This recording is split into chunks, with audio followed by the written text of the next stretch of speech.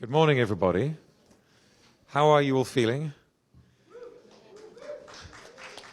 What's that? I'm British and I could do better than that. What? How are you? This is the Toronto International Film Festival. Come on. All right, that's acceptable. We'll go for a safety, but I think that's good. We got it. So thank you, everybody, for coming along. We have a phenomenal panel for you lined up now. We have about 45 minutes, and we're going to be exploring the use of music in film. I'm going to introduce everybody in just a moment. But before I do, I just want to summarize how we're going to approach this. I'd like you to make sure that you have your questions ready. We have time for Q&A. Broadly speaking, we're going to look at before you make the movie, while you're making the movie, and after you've made the movie, so in that order, or for any Europeans in the audience, the film. And then we're going to do Q&A. Now, before we kick off, I'll introduce the amazing panelists that we have here. Let's just get a brief show of hands. How many people are hands-on filmmakers? How many of you are actually making movies? Okay, great. And how many of you are working more in the direction of things like licensing and legal rights and that kind of stuff, organizing and producing films? How many of you are working in that field? Okay. So you're going to regret putting your hands up because all of the other people in the room are going to want to talk to you because it's such a critical component of the production process. Now, I'll get to myself in a moment, but I'd like to run down and I have a brief introduction I can give you to the people here. I'm going to mispronounce everybody's names, but we'll see how we go. Let's start with Steve. So we have Steve Deangelo, who is from Eggplant Music and Sound, and he is an Emmy Award-winning songwriter and composer for film and television. And we have Darice G, CEO of Synapse Publishing and Entertainment, LLC, who creates original music and lyrics for film and media, with staff composers including Andrew Salgado and Adam McIntosh, whose writers include Casey Musgraves, Brian Wilson, Daryl Worley, Jim Moose Brown, Kirsty Manor, Jackson Brown, James Hall, and Pat McDonald, and others. It's quite a list. We have Charles Garris, owner of Innovative Recordings. Innovative Recordings provide content creation and video production services with over 20 years of experience creating compelling music and video productions. Here we have Heather Gardner, head of music supervision and licensing at Vapor Music, award-winning creative directors, composers, engineers, and sound designers, covering every asset of audio, including original composition, music licensing, sound design, radio, voice casting, voice direction, audio branding, and extended realities, which I want to get to in this panel. And we have Caron Nightingale, Director of Sales for APM Music Canada and President and CEO of Nightingale Music. Caron has over 35 years of experience in the music industry, including producing, supervising, licensing, and publishing with thousands of worldwide placements, including Handmaid's Tale, Two Broke Girls, Deadpool, Nintendo, and Star Wars. And they have 10 films in TIFF this year. It's quite impressive. So every time I'm working on these kinds of panels, I always feel like we've got everyone here. Let's just make a film, right? We're ready to go. I'm a filmmaker and a futurist, and I direct films and consult on a lot of media technology stuff. My party trick is a fingertip handstand.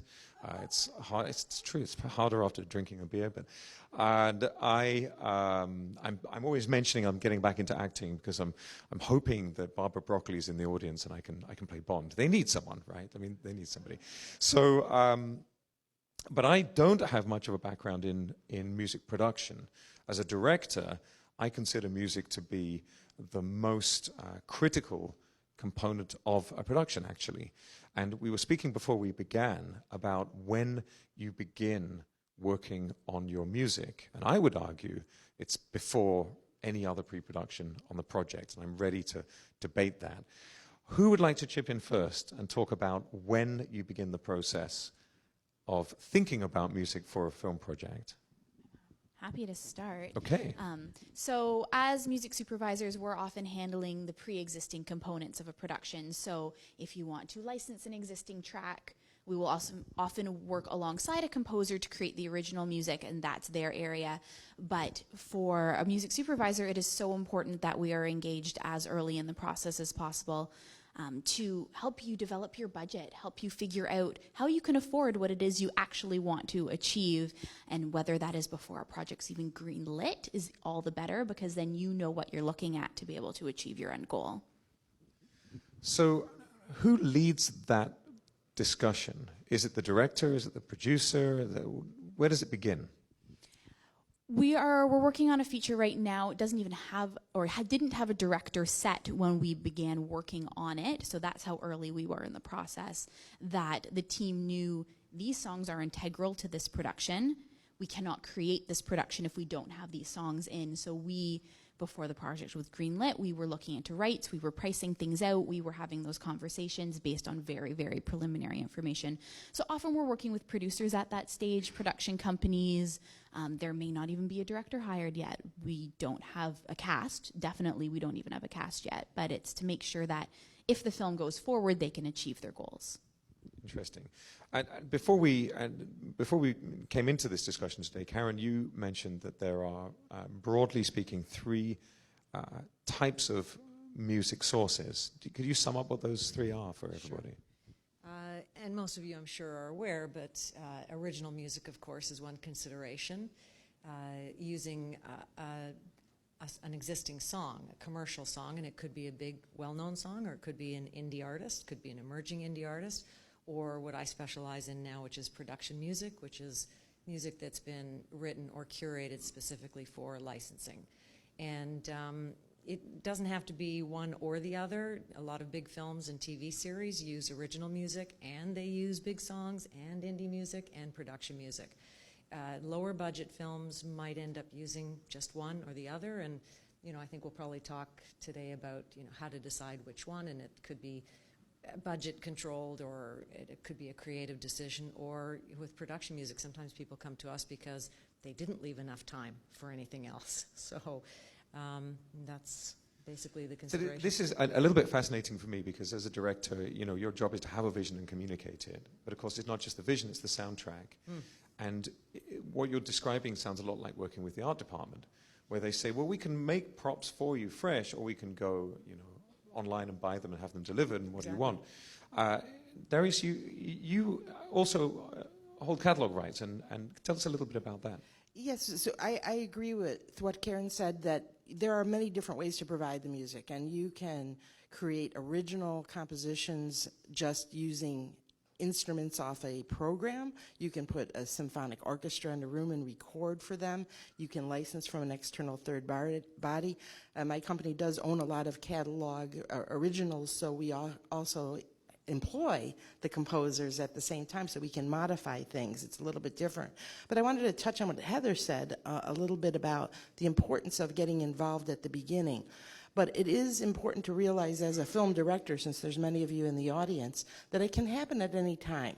It's best if it starts at the beginning, but we're currently working right now with people who are post-funding, pre-funding, in the middle of a documentary, have started with the music and are replacing the music that they started on a preview, sort of teaser to be able to sell the film. There are many stages in which you will have contact. The most important thing from my perspective, what I experience, is trying to make sure the film director's vision gets appreciated in whatever is happening, because that's the creative that's inside the brain that we just execute and provide the music to match. And so understanding that partnership is really important. And that's a very powerful point, isn't it? Because the music, it doesn't just tell the audience what to feel, it gives them their feelings, right? I want to ask you three brief questions on this subject of timing. So just briefly. Okay. What is the ideal time to begin the conversation about music? What Heather said at the very beginning, when you're budgeting, because if you have an idea, and we know all film directors hear something in their head, what music is going to accompany a scene. but it may be an unaffordable one. I was in a situation where someone had their heart set on a particular song by an artist, and they were sure they were going to get it, and they had actually talked to the artist themselves. And the artist had said, sure, you can use that. What they failed to realize that there's also somebody else that's a right holder. There is a publisher side or a producer side, and you have to get permission from all those groups. And that sometimes is very difficult. If you hire a company that obtains all that for you, that makes it a little bit easier. But if you're doing it on your own, you may get stuck and think that that's your key song. So the earlier you start, the better. You're giving me flashbacks. Sorry, nightmare time, right? You're like, oh yeah, we totally love this music. But you have a question? I do comment and a question. So I'm familiar with Can we get a mic? music documentary, and the star of the documentary was still alive at the time that the Pardon me there, ma'am. Just wait for the microphone for the online audience as well. Thank you. as documentaries can sometimes take 10 years or longer. During the course of that, from the beginning to the end, the artist died and gave in their estate some of these songs and that were integral to the film. And it could cost upwards, I think it cost over $100,000 to get those 3 songs back for it. So my question is, sometimes though, when you have those things in your mind is that's what I want, and so you start, and then the film production company hires a different director to come in. What if that person wants to go back to ground zero? How much more expensive is that, and how does that affect what you do? It's very expensive if you have to start over again, which is why it's important to deal with experts that understand this from the very beginning, people that have licensing expertise, and the composers themselves. And as we all know, every deal is a different deal, right? So you're going to find somebody to be able to work with you and work it out. They just have to be people that have the connections, that have the music, that understand what they're doing. And situations come up all the time. Every day you wake up in music, it's a new day, it's a new business, it's a new law. Right, and that's what happens. So I want to come. I want to come to you in a second, Steve, because I want to talk about the creation process. Because I feel what you're saying. I have 2 more brief questions on this subject, but just briefly, because I think the answer is going to be depressing. But what you're saying sounds to me like a compelling argument for creating original music for a film, and I want to get to that in a second. But before I do, what is the worst time for a production to reach out about music? When you're out of money. Have you all got that? And that's a really important point, because if you haven't planned ahead and budgeted for your production music, you're in a very vulnerable position at the end of the process. Okay, last question. What is an acceptable time? Because we'd all like it to be ideal, but what is, if you have to do it at this point in the process, it's okay. The best time, again, is at the very beginning, so you can share that vision and budget. But what's an acceptable, we can get by with it? Any time's acceptable. There's music providers and creators that will help you out no matter what stage. Even if it's years you've been trying to get something put in place, somebody will help you out. So just give us a call, and that's what will happen. At post-production time, when the movie is finished being edited, that's the ideal time your match is going to happen. Right, but sometimes you can't do that match if you're out of money. So it's a really fine balance. Absolutely. I just wanted to chime in that I think your variation of acceptability comes into kind of a flexibility standpoint, is that the later you get in the process, the less flexibility you have on your end in terms of how much money can I put into this? How much time can I put into this? You sometimes hear the thing that you can have something done well, you can have something done cheaply, or you can have something done on time or quickly. You can never have all 3. One of those has to go by the wayside. And I think it's the same with music creation, is that we can get something done really quick, but it's probably going to be really expensive. Or we can get something done really cheaply, but it's probably going to take somebody a long time if you want it to be done well. So wherever you are in the process, there's always a solution, but that's when you have to start prioritizing. All right, this is the most important scene. This is what we're going to focus on. This scene, maybe we can do something that's going to take a little bit less time, a little bit less money, whether it's built into the background or it's not your key moment. So the later you get into the process, you just need to start prioritizing a little more. Maybe something does fall by the wayside a bit so that another moment can shine. But there's always a solution for whatever budget conundrum, time conundrum you have. There will be an answer. This is really interesting as well then. So it's a kind of realism. There's a certain type of lucidity that you need that helps you to strategize the way you engage with music producing. I want to move on. I'll be with you. Well, actually, you know what? Let's do that. Let's do that question now. You had a question. Go for it. I have a question about production music. Is it, once you buy it, is it become bespoke, like custom for you, and no one else can use it? Or is it like stock photography where anybody can use it? Yeah, in most cases, production music is non-exclusive music that can be used by anybody. And that's, you know, I would say that's the disadvantage. But then if it's underscore behind something, or it's being used on the radio in a bar scene, that wouldn't bother anybody. But it's non-exclusive use. It depends on which library. Most libraries will say that you can add additional instrumentations, a singer.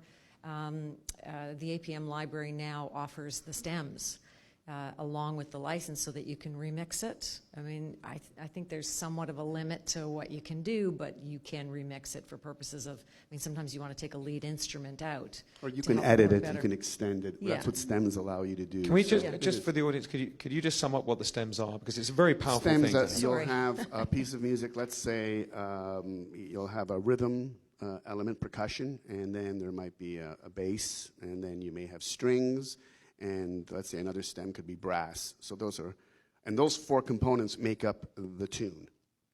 Stemmed, you have them separate. And what that allows you to do is to, well, yeah, you can remix it, but more importantly, it allows you to take, let's say it's 1 minute long, and you need to extend it. Having the stems allows you to extend it more seamlessly. Right, so you can remix it effectively. Well, you can remix it, right. But like I said, if it's a minute long and you go, geez, I wish it was a minute and a half, I don't want to just take it and, you know, loop it. So maybe you start with just the percussion and you loop 8 bars of that. And now you bring in the brass or the strings. And then later on, you know, and like, let's say you've doubled the composition, but you've staggered in the instruments. You couldn't do that if you just had a 2 mix. But with the stems, you would be able to do that. You're still limited to the composition itself, but Caron just said they would allow you to compose on top of that if you wanted. Yeah. But then you're engaging a composer, which is me. So I want to move on. I want to move on to this part of the process then. So we've, in a timely and lucid way, with great realism, we've identified our needs for music, and we're all patting ourselves on the back because we're getting so much sleep with our well-organized calendar as filmmakers. Charles, you're running a production company and producing music, which is an unusual combination, I think. So I'd like to hear what you think about that bridging across from deciding on the music you want and making the choices you have to make about stock music, catalogs, original content.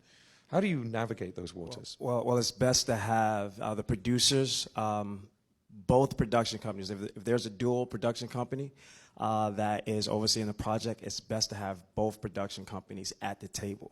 Because one production company could be having this vibe or this energy of what they want for several scenes, and the other production company, who actually have the bigger percentage of the project, has a whole nother idea. So the worst thing you want to do is be in total agreement with the person you've been in contact with and do all this work, and then it gets back to the other percentage production company side, and they have a whole nother vision for that scene or scenes, and then you're going back to the drawing board. But one of the other components is always talk about possibly getting those stems, because I was working on a project and there was this violin scene, and it was a cocktail party, but the other half of the production company wanted it more energetic and more exciting. But with the support of those stems, we were able to put some 808s and some heavy bottom in there to make that scene work. So, what's an 808? Somebody knows what the 808 Kick is, drum? right? That's that boom. yeah. So Steve, tell us also a bit about this. So you've had a great conversation. There's been a really good dialogue between all of the different parties involved in the project with no conflict whatsoever. And now, so I can't say it with a straight face, but imagine in some platonic form that exists. So you're then at the point where you are constructing original music, you're composing, you're developing the content.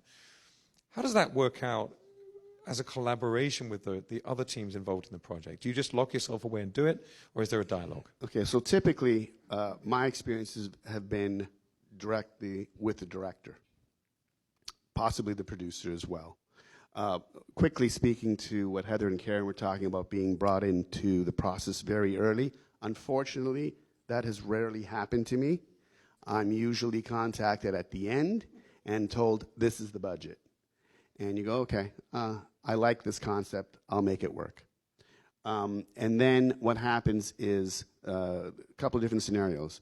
There could be a very preliminary discussion where you speak at a very high level about what sonically the music should be, stylistically, the timbre, and so on, touching on those things. And then, of course, there's a spotting session where you sit with the director and the producers and you watch the film and you take notes. And this is where they'll say, we want music in this scene, this is the in point, this is the out point.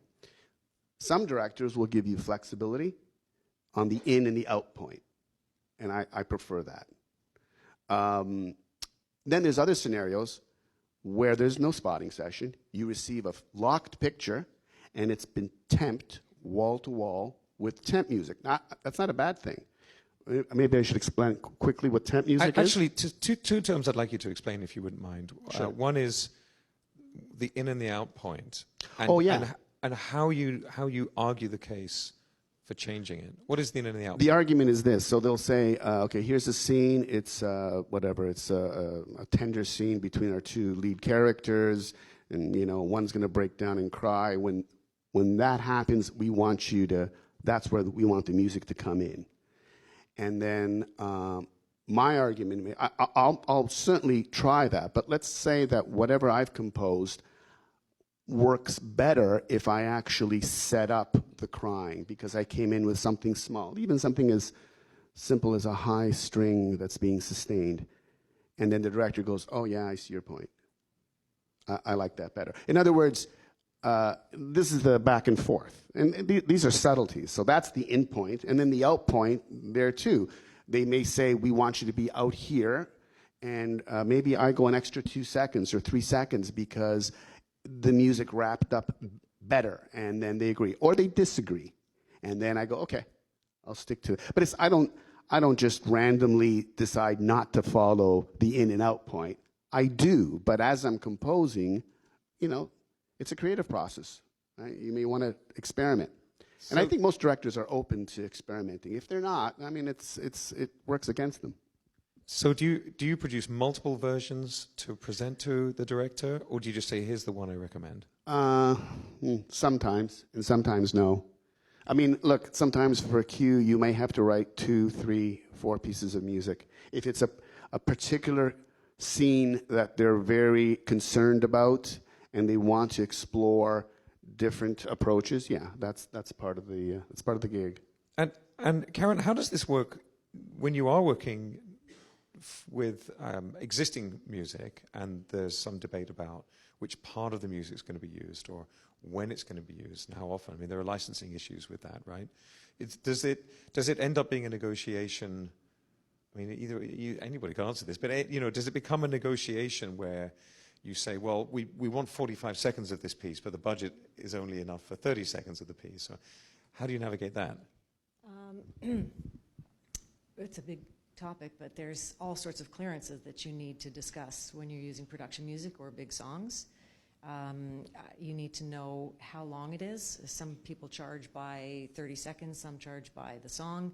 You need to know what kind of media you want, whether it's all media, world in perpetuity, or whether you just need single country.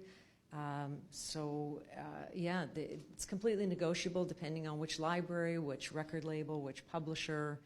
So I find this idea of limited territory is quite terrifying as a filmmaker, because I want to know that everything in my film can be used anywhere that the film goes, and I don't have to renegotiate anything.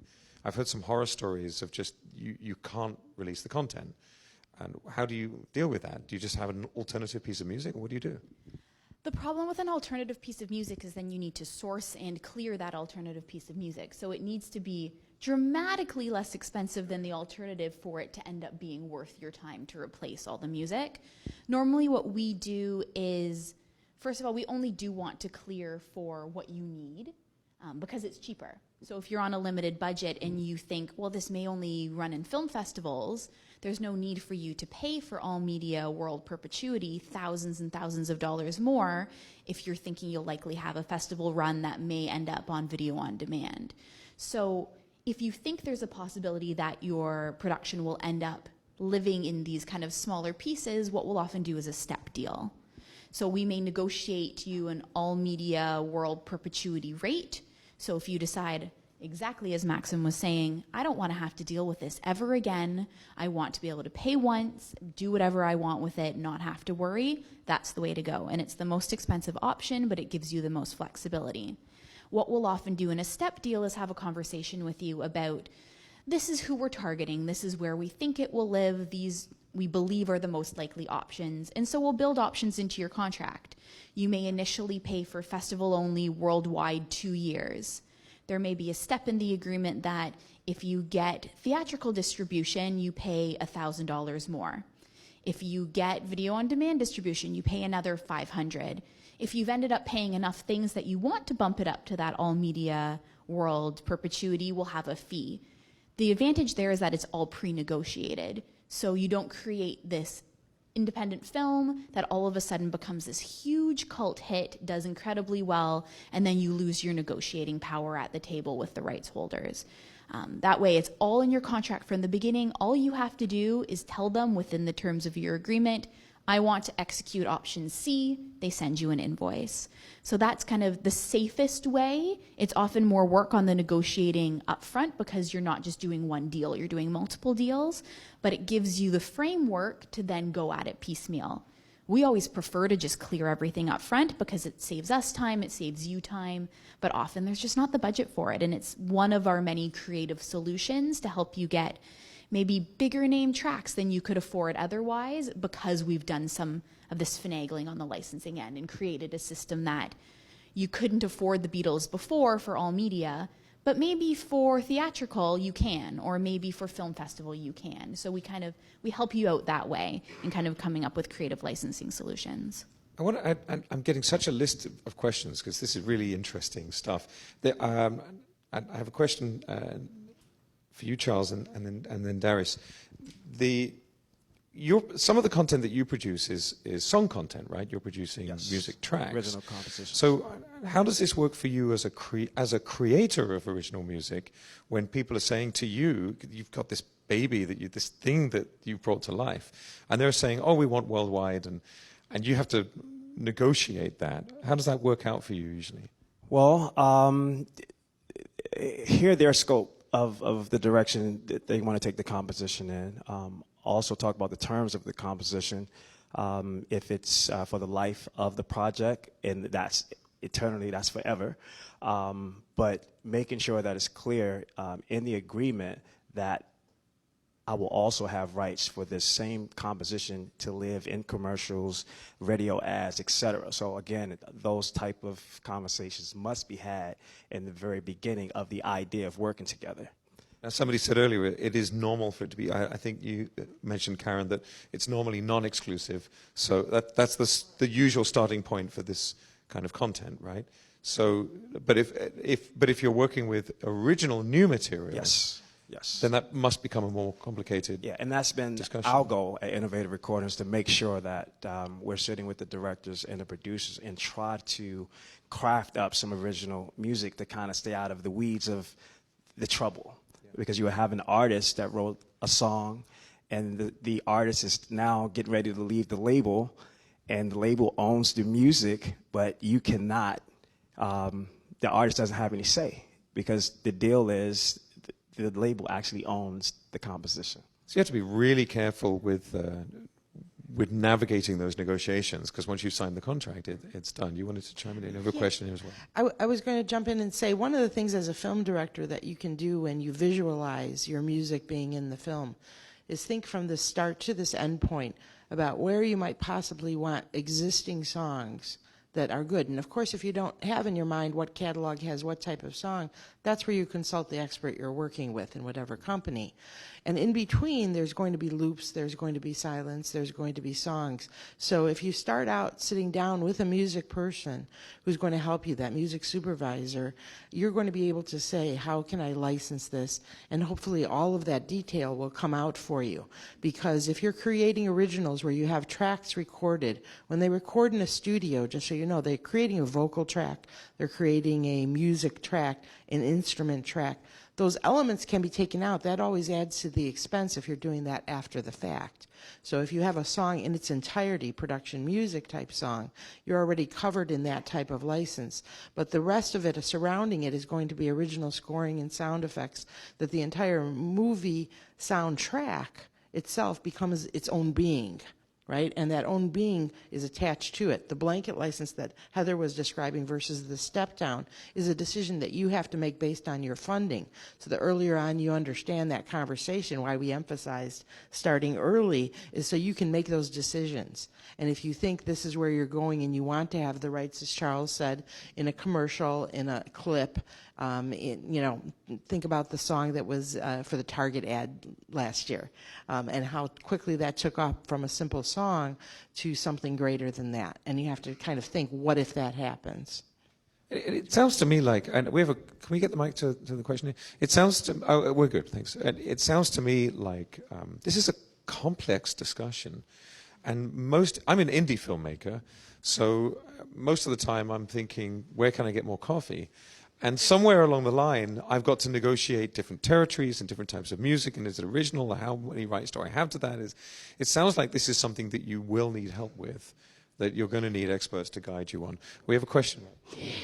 Yeah, a thing that fascinates me is, what if you have original compositions, both, let's just say you two, Charles, and you would like to, the person comes to you, your filmmaker, and they say, I like those songs a lot. I think they fit with my film, but I want will.i.am or Childish Gambino to be the one recording that for my film. And they got the money for it, but two things. Number one, how do you talk to your own artist that wrote that performed that, and convince them of that? And then how do you go outside and get those other people? I've actually had that happen many times, because I've written many, many themes for TV shows. And to me, nothing would delight me more than to have an A-list celebrity sing my tune. I can't speak for a situation where somebody else wrote the song, because I don't do that. I'm the composer, right? So to me, actually, it's a great thing. Charles? Yeah, just add in there, the songwriters love it when somebody's going to record. That's not a hard convincing thing. And if you have, as I have staff composers online, they have written for very big names out there, and that's a great thing to do. So that's a positive that you're going to do. It's not going to be hard to convince anybody to do that. If you want to get an original by one of those people, that's where your price tag will go up. It's always great for the songwriter, but the other negotiations that happens is the A-list artists may want a piece of the pie of the longevity of the composition, and they want publishing, or they want additional points in order to participate, and that may not be in the budget, so that may be the deal breaker. Or they may say, what the hell, I'll do it. I like the project, I like the song, but for the next three, I want X, Y, and Z. It's just a lot of conversation. It's just, you have to be creative on how you plan on engaging and getting the artists and the producers to all collab. But it gets in the weeds when you're trying to bring an artist in, because they have their own ideas of how they may want to change the record.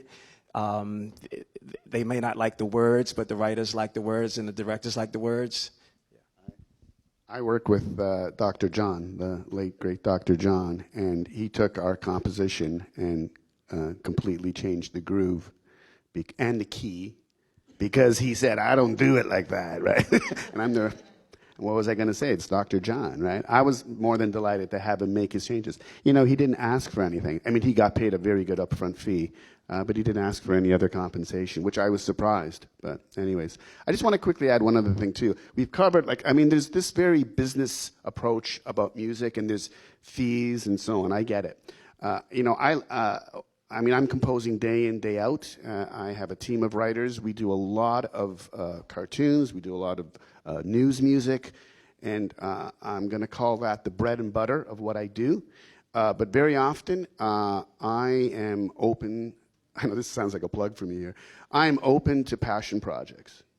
So I'm doing a movie in about a month. They sent me the script. I love the script.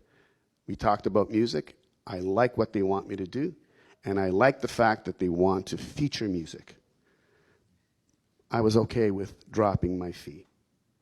So the point is, whenever it's possible, I'm happy to do so. I mean, obviously, there's got to be a checkbox. I have to like the people involved, because, you know, I know them, whatever. I have to like the project, and it has to be a vehicle for music.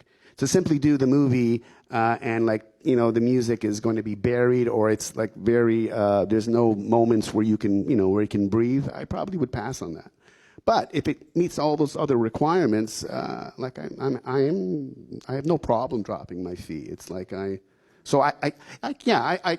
do care about, you know, we do this for the love of it, right? So I'm happy to really. I mean, of course, we have to get paid, but by and large, it's the passion is a huge part of it. That's it. This is critical, isn't it? That we're all of us in this room today, and wherever the camera is streaming online, because we love this thing. We're not forced to be filmmakers. We're not forced to be storytellers, but we're compelled to be by something profound. I want to check in with you also, Steve, about the journey of creating the music. So, as you say, you know, we've touched on when to do it and the licensing and the agreements, which just sounds like a minefield to me, but a very important one that cannot be ignored. But once you're in the process, what happens for you, and Charles as well, I want to hear your thoughts on this, what happens as you're creating the music? Do you find, for example, that usually you have a motif and you just play with the motif and that's it? Or do you find that it, like the story you gave with Dr. John, that it can change dramatically in the process? And where does the director and the production team fit into that? What's the genesis and the growth and development of the music? Charles, you want to go first? For me, I would like to get the director's cut first. If I can get the first draft of the director's cut, then I can come up with some ideas for the scenes that we've actually outlined, and then give it back to them. And then let them get back to me. Okay, well, I like this. Can you turn this up here? Can we have a different kind of mood swing happen in this particular scene? And that kind of shortcuts my travels on making them happy. So that's my approach. And so that's far, interesting. Yeah. So I write books on post-production, and there's you know, you've got your assembly edit, your rough cut, lots and lots of rough cuts, and you get your fine cut, and then let's just have a moment's silence for picture lock. There's unicorns dancing over the ceiling. But then, you know, and that's very, very important for audio mixing. Yes. Critical for audio mixing. But you're doing a back and forth. As your rough work becomes finer and finer, so does the edit. Yeah. So for me, like, I've already foreseen bringing in some acoustic pieces over this program beat or what have you. But I won't give them everything. I'll just give them the direction of the song. It gives me time to make a left turn if I need to before we get to the bridge or what have you. And again, that just makes my team happy, and then it makes the production company happy. And are you producing alternative versions? Are you giving them, you know, 3 different types of music that they could choose? Or do you just say, in my opinion, this is what we should go for? What do you think? Normally in the back office, we'll have about 2 different versions or 2 different ideas, but we'll give them one and see how they feel about it. They may love it. And if not, we're already ready. So our goal is always to have at least 2 to 3 different versions. Yeah, as someone who, again, employs staff composers and the technical people out there, I'm going to give them the freedom to create, but serve as that liaison between the film director sometimes and what they're hearing. And it's really important that as that creative process takes place, someone is hands-off to give them the power to dream and create. Because that's what you're doing as a film director, and making sure that that happens, and so that we take care of the stuff that you don't want to worry about. You don't want to worry about those, the legal paperwork, right? You want to make sure that you're taking care of, that your sound is there for you, and somebody else is worrying about all the running around, whether it's production, whether it's original, and brings you back something that makes you smile and makes your film come to life. That's the key. Okay, so just quickly for the creative process, like I am a multi-instrumentalist. Actually, a lot of composers today are.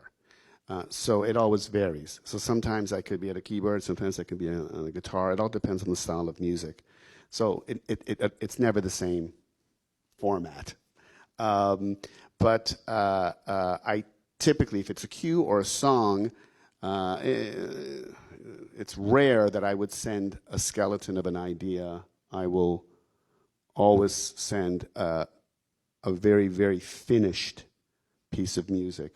Only because, you know, I don't expect the producers or the directors to sort of hear past, you know, here, this is me at the piano and me singing. This is what it's going to sound like. And there's going to be brass here and strings here.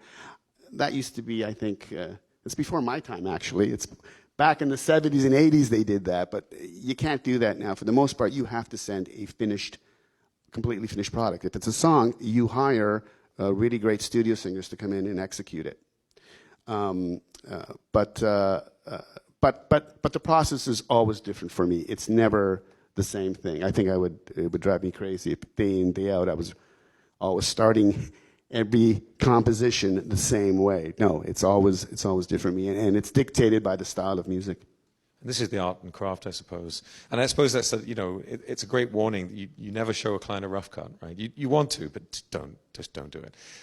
Now, very briefly, because I want a couple of minutes for Q&A, I just want to touch briefly on after the thing's created. So you've made the film. The music's amazing.